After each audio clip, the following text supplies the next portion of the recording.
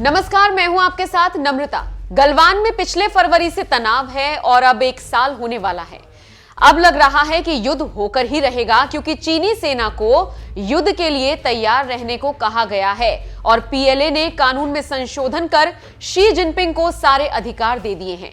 इस तरह अब कहा जा रहा है कि चीन अब कुछ आगे ही बढ़ रहा है, क्योंकि सारे हथियार और सारे मिसाइल और खतरनाक लड़ाकू विमान और सैनिकों के साथ सीमा पर जमा है। इसी के साथ साथ चीन का मुंहतोड़ जवाब देने के लिए भारत भी चीन की तरह ही तैयारी कर रहा है। इसी बीच बड़ी खबर आ रही है। कहा जा रहा है कि भारतीय सेना ने एक चीनी सैनिक को दबोच लिया है। यह चीनी सैनिक भारत की सीमा में घूम रहा था। इस सैनिक को चुशुल सेक्टर में गुरंग घाटी के पास पकड़ा गया है।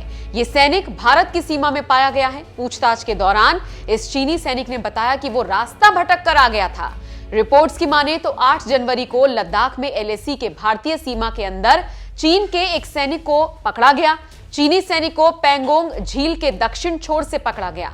चीनी सैनिक के बयान पर यकीन करें तो यह सैनिक रास्ता भटककर भारत की सीमा में प्रवेश कर गया था। तभी वहां तैनात भारतीय सैनिकों ने इसे पकड़ लिया। यहां पर एक और जानकारी आपको देते चलें कि एलएसी के दोनों ओर भारत और चीन के सैनिक पिछले साल से ही तैनात हैं।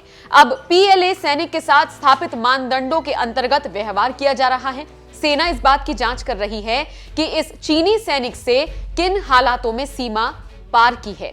अगर सबूत नहीं पाए गए तो सैनिक को वापस किया जाएगा। तो आप समझ सकते हैं कि आखिर हुआ क्या है। और अब देखना होगा कि आगे चीन इस पर क्या करता है और कितने सबूत देता है, या चीनी सैनिक की बहानेबाजी काम आती है या नहीं।